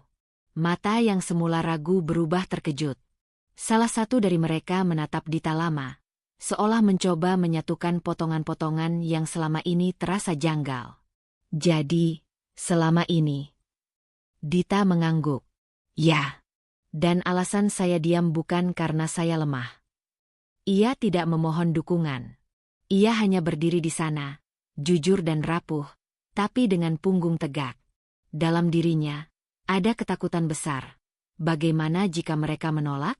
Bagaimana jika rahasia ini justru menjadi senjata untuk menghancurkannya lebih cepat? Namun respons yang datang tidak seperti ketakutan terburuknya. Kami tidak akan mengatakan apapun, kata salah satu dari mereka akhirnya. Dan kalau nanti saatnya tiba, kami akan bersikap adil. Bukan janji kosong. Bukan sumpah setia. Tapi bagi Dita, itu sudah cukup. Saat mereka meninggalkan ruangan, ia merasakan beban baru muncul. Bukan karena rahasia itu dibagikan, melainkan karena kini ia memikul tanggung jawab atas kebenaran yang mulai terbuka. Di lantai atas, Raka sedang dalam suasana hati yang baik. Terlalu baik. Ia tertawa keras di ruang rapat, melontarkan candaan yang merendahkan. Saat Dita masuk, senyumnya menyeringai. Wah, pemimpin proyek kita datang, katanya sinis. Tenang saja, aku sudah bantu rapikan beberapa keputusan penting. Kamu tinggal jalanin. Beberapa orang tertawa kecil, ragu-ragu. Dita merasakan panas menjalar ke wajahnya, tapi ia menahannya. Ia duduk, membuka catatan, bersikap seolah semua itu tidak memengaruhinya. Di dalam hatinya, ada perasaan aneh yang bercampur, marah, takut, tapi juga puas kecil. Raka masih menganggapnya lemah. Itu berarti ia belum melihat apapun. Raka terus berbicara, mengejek ide-ide yang dulu Dita ajukan, menyebutnya tidak realistis. Kita butuh keputusan yang tegas, katanya. Bukan emosi. Dita mencatat. Setiap kata, setiap nada merendahkan. Ia tahu, tanpa sadar, Raka sedang memperlihatkan wajah aslinya di depan orang-orang yang mulai membuka mata. Siang hari, Dita bertemu Maya di kafe kecil dekat kantor. Begitu duduk, tubuh Dita terasa lemas. Ketegangan yang ia tahan sejak pagi akhirnya menemukan celah untuk keluar. Aku sudah melakukannya, katanya pelan. Aku bilang ke beberapa orang. Maya menatapnya serius, tidak terkejut. Dan mereka tidak menolak, jawab Dita. Tapi sekarang, rasanya makin nyata. Aku seperti berdiri di ambang jurang. Maya menggenggam tangan Dita. Itu wajar. Sekarang rahasiamu bukan cuma milikmu. Tapi ingat, ini bukan waktunya maju membabi buta. Dita mengangguk. Aku ingin sekali menghentikannya sekarang. Setiap ejekannya akan berhenti, potong Maya lembut tapi tegas. Bukan hari ini. Kesabaranmu selama ini adalah senjatamu. Jangan lepaskan hanya karena emosi. Kata-kata itu menenangkan, tapi juga menambah tekanan. Menunggu selalu lebih sulit daripada bertindak. Sore menjelang, Dita kembali ke ruang kerjanya. Ia menerima pesan singkat dari salah satu karyawan yang pagi tadi menemuinya. Kami melihat beberapa hal tidak beres. Terima kasih sudah percaya. Pesan itu sederhana, tapi cukup untuk membuat dadanya sesak. Rahasia itu benar-benar mulai terbuka, bukan ke publik, tapi ke orang-orang yang bisa mengubah arah permainan. Di sisi lain gedung, Raka tidak menyadari apapun. Ia masih berjalan dengan dada membusung, yakin kendali sepenuhnya ada di tangannya. Ia bahkan sempat melontarkan ejekan terakhir saat melewati meja Dita. "Jangan terlalu capek," katanya. "Kamu kelihatan stres." Dita tersenyum tipis, menunduk. Di balik senyum itu, pikirannya berputar cepat. Ia tahu, setiap hari yang ia lewati dalam diam adalah risiko. Jika Raka mencium sedikit saja kebenaran, semuanya bisa berantakan. Malam itu, sebelum pulang, Dita berdiri sejenak di depan jendela besar kantor. Lampu kota menyala satu persatu. Ia menekan dadanya, merasakan detak jantung yang tidak kunjung tenang. Ia telah membuka rahasia pada orang yang tepat. Tapi itu juga berarti waktu terus berjalan. Tekanan batin kini berubah, bukan lagi soal bertahan, melainkan soal kapan ia harus bergerak. Dan saat ia melangkah keluar gedung, Dita tahu, menunggu adalah keputusan paling berisiko yang pernah ia ambil. Keputusan untuk menunggu masih terasa seperti duri yang menancap di dada Dita ketika ia kembali memasuki kantor keesokan paginya. Malam sebelumnya hampir tak memberinya tidur. Ia tahu, setelah rahasia mulai terbuka di lingkaran kecil, langkahnya tak bisa lagi setengah-setengah. Jika ia ragu sekarang, semua yang telah ia tahan akan runtuh sia-sia. Dita duduk di meja kerjanya, membuka laptop dengan wajah tenang. Dari luar, ia terlihat sama seperti hari-hari sebelumnya. Profesional, diam, dan patuh. Namun di dalam, pikirannya bekerja cepat. Ia mulai menerapkan strategi kecil yang telah ia susun bersama Maya. Langkah-langkah yang tampak administratif, rasional, dan sepenuhnya sah. Tidak ada serangan langsung. Tidak ada emosi. Hanya keputusan-keputusan profesional yang tak bisa dibantah. Salah satu proyek yang dipimpin Raka tiba-tiba menghadapi penundaan karena revisi prosedur yang sebelumnya diabaikan. Dita mengirimkan catatan resmi, lengkap dengan rujukan kebijakan internal. Tidak ada nada menuduh, hanya pengingat yang tak bisa ditolak. Raka membaca surel itu dengan alis berkerut, merasa terganggu, tapi tidak menemukan celah untuk melawan. Di sisi lain, proyek yang digadang-gadang Nindi mulai kehilangan dukungan teknis. Vendor yang biasanya langsung menyetujui permintaan kini meminta klarifikasi tambahan. Semua permintaan itu datang dari jalur yang benar, melalui sistem yang tak bisa dimanipulasi sembarangan. Dita tidak perlu muncul ke permukaan. Ia hanya memastikan setiap proses berjalan sesuai aturan. Aturan yang selama ini sengaja dilanggar oleh Raka dan Nindi. Saat rapat siang dimulai, suasana terasa berbeda.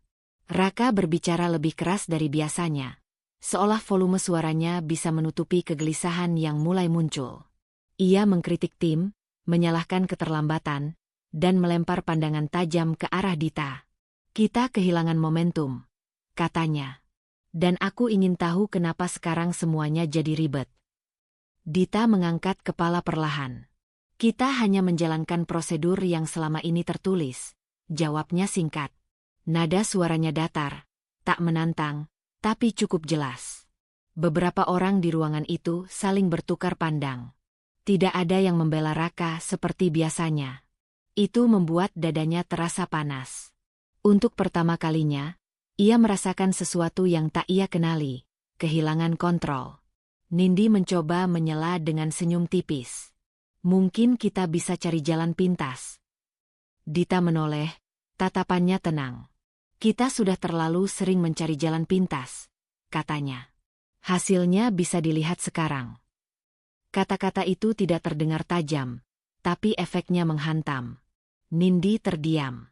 Raka mendengus, frustrasi, tapi lagi-lagi tidak bisa membantah tanpa terlihat salah. Di dalam dirinya, Dita merasakan sesuatu yang asing, kepuasan kecil. Bukan kegembiraan, melainkan rasa bahwa untuk pertama kalinya, ia tidak sepenuhnya diinjak. Namun bersamaan dengan itu, amarah lama menggelembung. Ia teringat semua penghinaan, semua malam ketika ia pulang dengan perasaan hancur. Ia menekan perasaan itu dalam-dalam. Amarah adalah musuh terbesarnya saat ini. Sore hari, Maya mengirim pesan singkat. "Bagaimana?" Dita membalas setelah beberapa menit. "Mulai terasa." Tapi aku harus tetap tenang. Jawaban Maya datang cepat. Jangan lupa, mereka akan panik sebelum runtuh. Itu fase paling berbahaya. Kata-kata itu membuat Dita menelan ludah. Ia tahu Maya benar.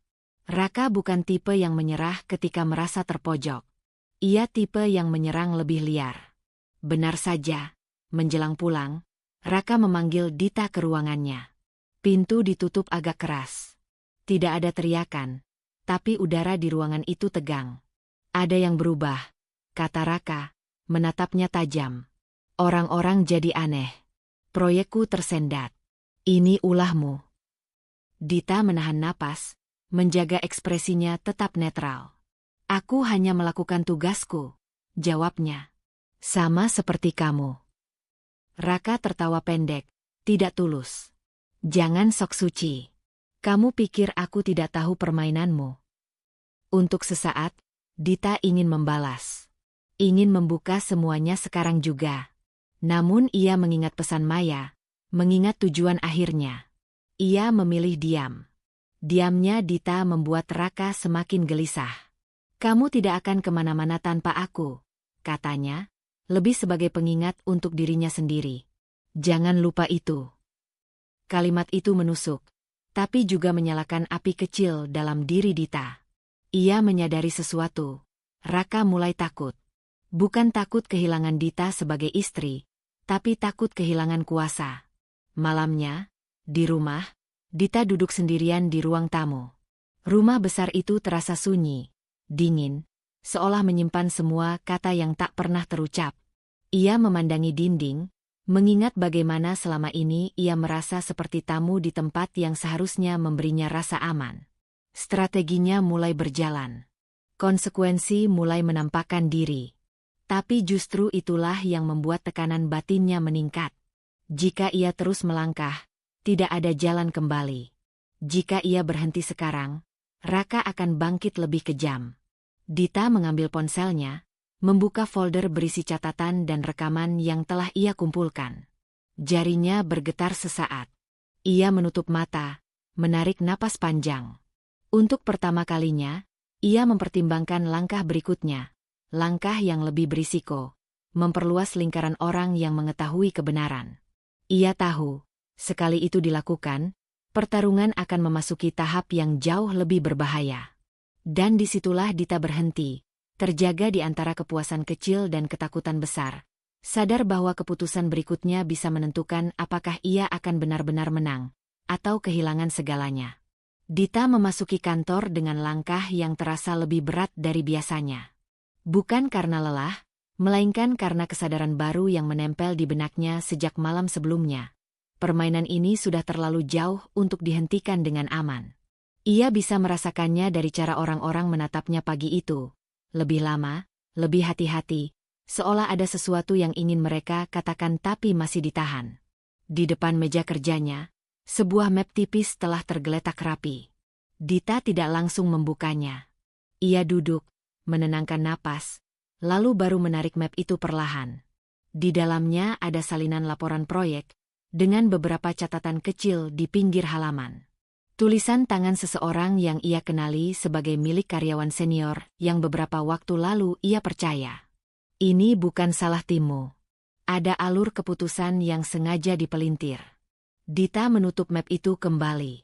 Dadanya menghangat, bukan oleh kemenangan, melainkan oleh rasa lega yang bercampur waspada. Tanpa disadari, kebenaran mulai bergerak sendiri. Ia tidak lagi sendirian, dan justru itulah yang membuat segalanya lebih berbahaya. Di lantai yang sama, Raka sedang beradu argumen dengan seseorang lewat telepon. Suaranya meninggi, tidak lagi terkontrol seperti biasanya. Ia menutup panggilan dengan kasar, lalu menendang kursi ke belakang. Tidak masuk akal, gumamnya. Semua ini tidak mungkin terjadi bersamaan. Nindi berdiri di dekatnya, berusaha terlihat tenang. Mungkin timnya memang tidak kompeten, katanya. Nada suaranya terdengar seperti saran, tapi matanya menyiratkan kepanikan yang sama. Raka mengusap wajahnya. Selalu ada yang harus disalahkan, ujarnya. Dan kali ini, aku tidak akan diam. Ia melangkah keluar ruangan dengan rahang mengeras, menyusuri lorong kantor. Tatapannya menangkap beberapa karyawan yang buru-buru menunduk saat berpapasan. Ada sesuatu yang berbeda. Tidak ada lagi senyum kagum. Tidak ada lagi respons cepat yang biasa ia dapatkan. Di ruang rapat kecil, Dita sedang berdiskusi dengan dua orang karyawan yang kini duduk lebih dekat dari biasanya.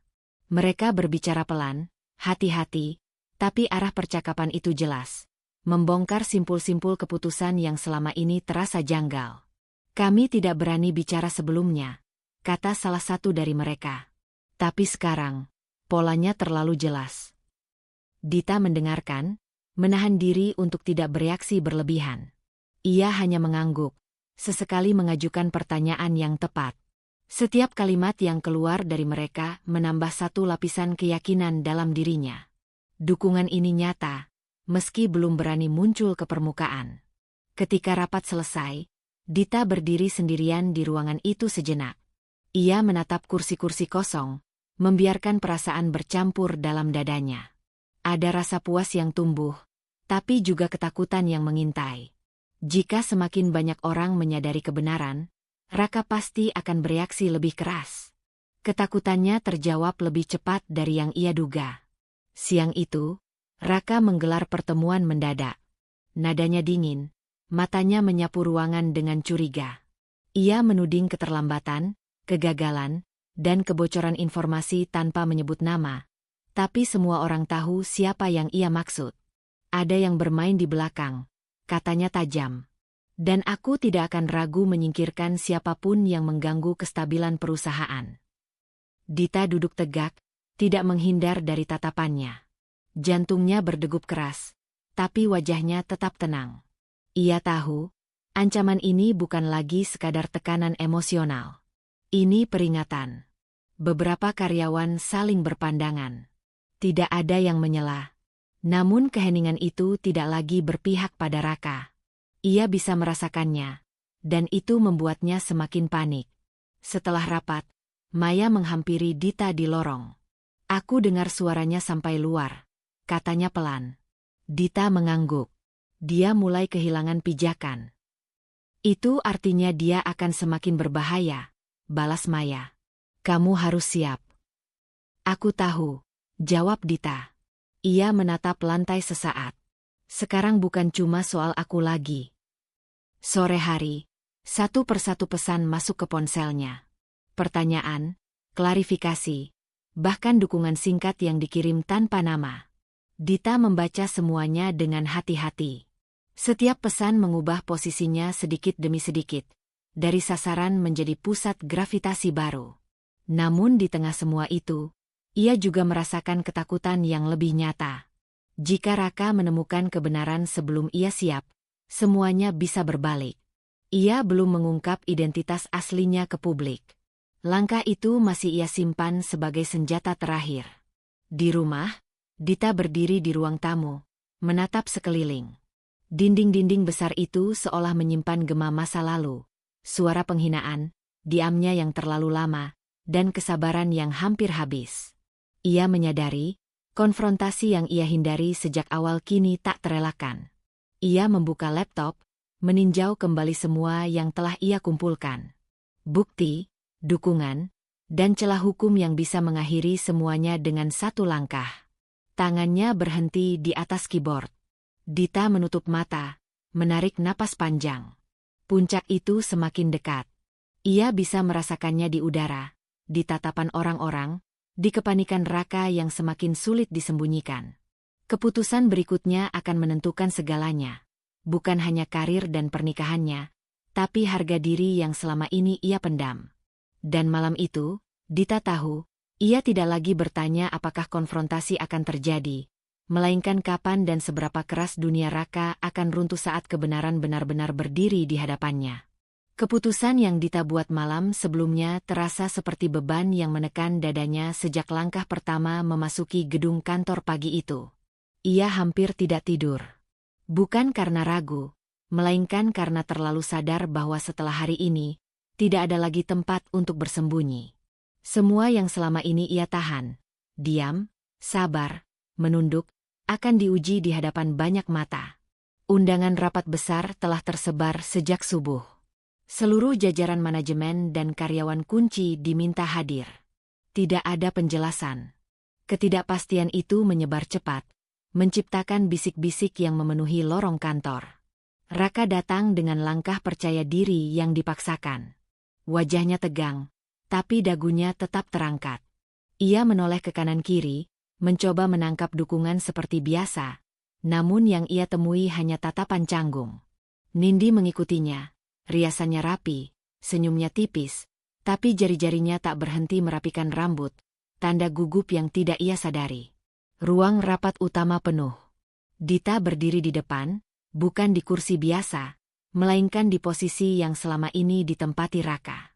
Detik-detik sebelum ia berbicara terasa panjang, menguji ketenangan yang ia bangun bertahun-tahun.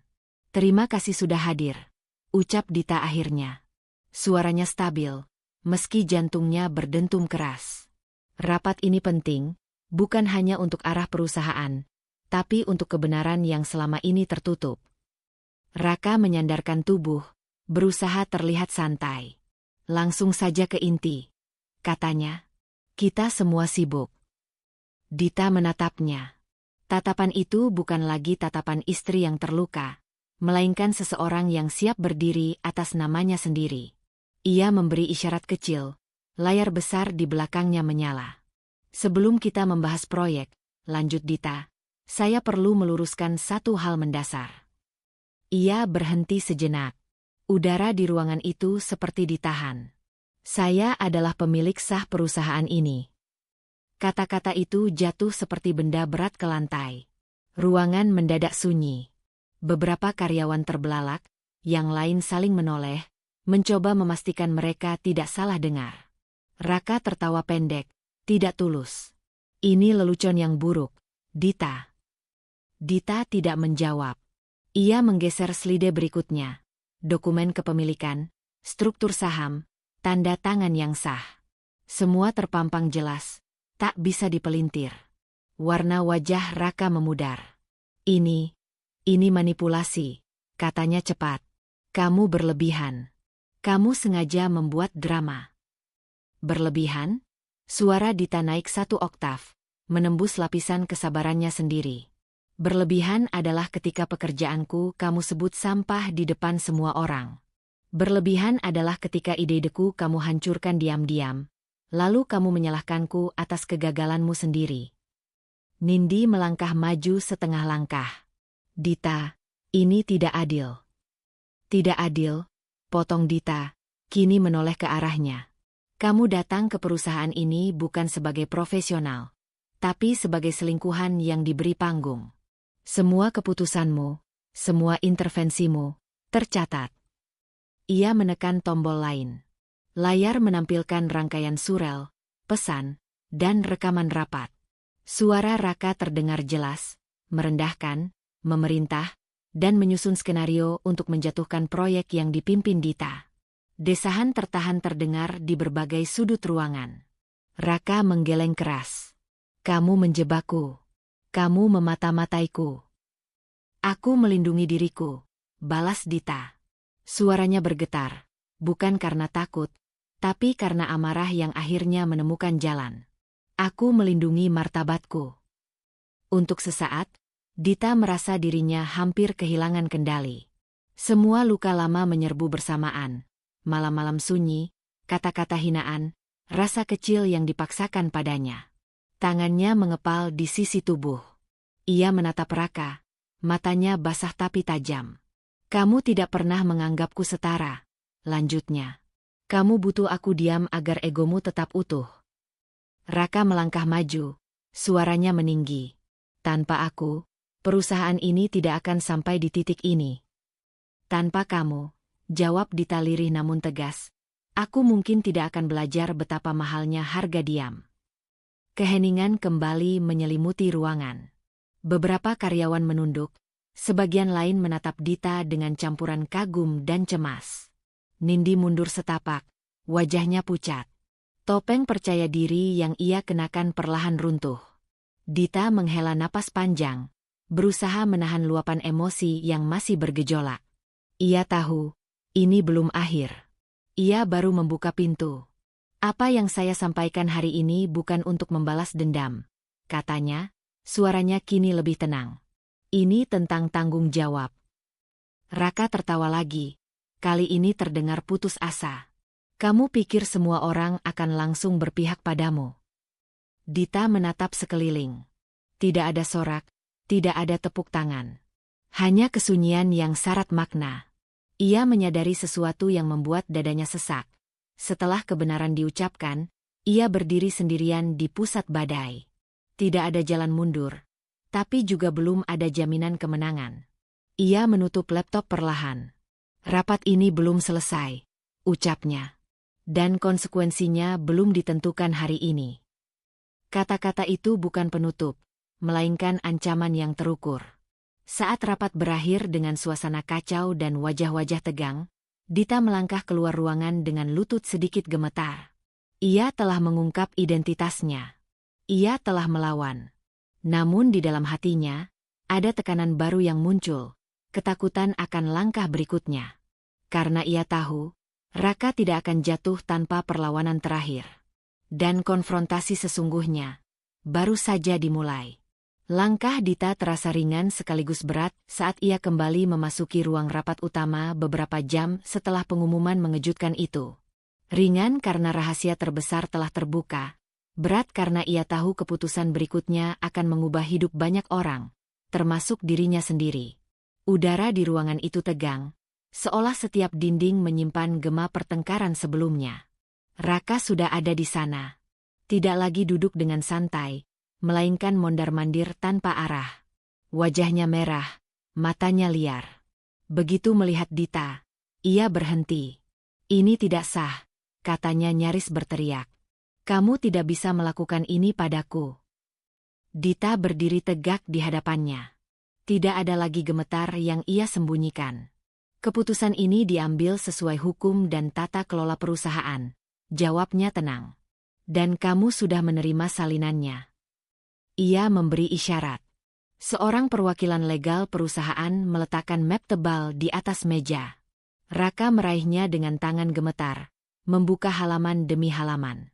Setiap baris seperti memukulnya semakin keras. Pemecatan, tanpa pesangon, suaranya pecah. Semua hak dicabut. Nindi yang berdiri di dekat pintu membeku. Matanya membesar, menatap Raka seolah baru melihatnya untuk pertama kali. Raka, kamu bilang semuanya aman, bisiknya, panik. Raka menoleh, amarahnya meluap. Diam, teriaknya. Ini semua karena dia. Ia menunjuk Dita dengan tangan gemetar, hampir histeris. Kamu menghancurkanku. Setelah semua yang aku lakukan untukmu. Dita menatapnya lama. Di titik itu, ia merasakan sesuatu yang tak ia duga. Bukan kepuasan, bukan dendam, melainkan kelelahan yang dalam. Apa yang kamu lakukan untukku? Tanyanya pelan. Menghinaku? Meremehkanku? Mengambil alih hidupku dan menyebutnya bantuan. Raka menggeleng keras, napasnya tersengal. Aku suamimu. Kamu suamiku, ulang Dita, suaranya tegas. Dan justru karena itu, kamu seharusnya menjaga martabatku, bukan menginjaknya. Kata-kata itu membuat ruangan kembali sunyi. Raka terhuyung mundur, menjatuhkan kursi. Tangisnya pecah, campuran marah dan putus asa. Tidak ada lagi topeng. Tidak ada lagi kendali. Nindi melangkah mundur selangkah, wajahnya pucat. Semua janji yang selama ini ia dengar runtuh di hadapannya. Ia menatap Dita, lalu Raka, seolah terjebak di antara dua dunia yang sama-sama runtuh. Dita menghela napas panjang. Ia tahu inilah momen yang selama ini ia bayangkan dan takutkan. Keputusan ini bukan tentang balas dendam, katanya kepada semua yang hadir. Ini tentang konsekuensi, tentang batas yang tidak boleh dilanggar. Beberapa karyawan yang duduk di sisi ruangan mengangguk pelan. Wajah-wajah yang dulu ragu kini menampakkan kelegaan. Mereka telah menyaksikan kebenaran berdiri tegak tanpa teriak, tanpa makian. Maya berdiri di antara mereka. tatapannya bertemu dengan Dita, penuh kebanggaan yang tak perlu diucapkan. Ia tahu betapa mahal harga yang dibayar sahabatnya untuk berdiri di titik ini. Ketika Dita menoleh sekilas, Maya mengangguk kecil, sebuah pengingat bahwa ia tidak sendirian. Raka masih terisak, suaranya serak. "Kamu pikir ini akhir?" katanya parau. "Kamu pikir kamu menang?" Dita mendekat satu langkah, menjaga jarak yang cukup agar suaranya terdengar jelas. "Ini bukan tentang menang atau kalah," katanya. "Ini tentang aku berhenti kalah setiap hari." Kalimat itu seperti garis akhir yang tak kasat mata. Raka terdiam, seolah akhirnya menyadari bahwa tidak ada lagi celah untuk menyerang. Petugas keamanan berdiri di dekat pintu, bersiap jika situasi memburuk. Namun Dita mengangkat tangan kecil, memberi isyarat agar mereka menunggu. "Biarkan dia pergi," katanya singkat. "Dengan caranya sendiri." Raka menatapnya lama, lalu tertawa pahit. Tidak ada ancaman tersisa di matanya, hanya kehampaan. Ia meraih barang-barangnya dengan gerakan kasar dan berjalan keluar ruangan tanpa menoleh lagi. Nindi ragu sejenak, lalu mengikuti, wajahnya penuh penyesalan yang terlambat. Pintu tertutup. Keheningan yang tersisa terasa berbeda, bukan menekan, melainkan lega. Beberapa karyawan menghembuskan napas panjang. Ada yang saling menepuk bahu, ada yang hanya duduk terdiam, memproses apa yang baru saja terjadi. Dita berdiri di tengah ruangan, dadanya naik turun. Untuk pertama kalinya sejak lama, ia tidak merasa kecil. Maya menghampirinya. "Kamu melakukannya," katanya pelan. Dita tersenyum tipis. "Aku hanya berhenti diam." Namun di balik ketenangan itu, Dita merasakan gelombang lain datang. Pemecatan itu bukan hanya keputusan profesional. Itu adalah titik tanpa kembali dalam pernikahannya. Ia belum mengucapkan kata akhir tentang hubungan mereka, tentang rumah besar yang mereka tempati, tentang hidup setelah badai ini. Saat ruangan mulai kosong, Dita mengambil waktu sejenak sendirian. Ia menatap kursi kosong tempat Raka biasa duduk. Ada sisa luka di sana, tapi juga ruang baru yang terbuka. Ia tahu, keberanian hari ini telah memulihkan martabatnya. Namun malam ini, saat ia pulang ke rumah yang sama, ia harus menghadapi pertanyaan yang lebih sunyi dan lebih berat. Apa yang akan ia lakukan dengan kebebasan yang baru saja ia menangkan? Dita melangkah keluar ruang rapat dengan punggung tegak. Tekanan terbesar telah dilewati, tapi satu keputusan terakhir, yang paling personal, masih menunggunya di depan. Pagi itu, rumah besar peninggalan orang tua Dita terasa berbeda. Bukan karena ukurannya, bukan karena kemewahannya, melainkan karena untuk pertama kalinya, rumah itu benar-benar sunyi dari suara yang selama ini menguasainya. Tidak ada perintah, tidak ada ejekan, tidak ada langkah tergesa yang membuat dada Dita menegang tanpa alasan. Dita berdiri di tengah ruang utama, ruang yang dulu sering ia lewati sambil menunduk. Cahaya matahari menembus jendela tinggi, jatuh tepat di lantai marmer yang dingin. Di sanalah Raka berdiri, dengan wajah kusut dan mata merah karena semalaman tidak tidur. Di sampingnya, koper terbuka, pakaian berserakan tanpa tertata. Raka menatap sekeliling, seperti orang yang baru menyadari bahwa tempat yang ia anggap miliknya selama ini tidak lagi memberinya perlindungan. "Kamu serius melakukan ini?" Suaranya parau. "Mengusirku dari rumah ini?" Dita melangkah maju satu langkah. Tidak ada amarah di wajahnya, tidak ada senyum kemenangan. Hanya ketegasan yang tenang, lahir dari keputusan yang sudah lama ia pendam. "Ini bukan rumahmu, Raka," ucapnya pelan namun jelas. "Sejak awal, ini adalah istana warisanku. Aku hanya terlalu lama membiarkanmu menguasainya." Raka tertawa pahit. "Setelah semua yang aku lakukan? Setelah aku membesarkan namamu?" Dita menggeleng. Dadanya terasa sesak, tapi suaranya tetap stabil. "Kamulah yang membesarkan egomu sendiri. Aku hanya mengecilkan diriku agar kamu merasa besar." Ia mengulurkan map tipis berisi dokumen kepemilikan rumah.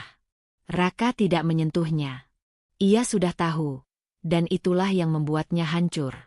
Mulai hari ini, lanjut Dita, kamu tidak punya hak apapun di rumah ini. Tidak sebagai suami. Tidak sebagai penguasa. Tidak sebagai apapun. Keheningan menggantung berat. Dari ambang pintu, Nindi berdiri ragu. Wajahnya pucat, matanya berkaca-kaca. Tidak ada lagi keangkuhan, tidak ada lagi senyum superior.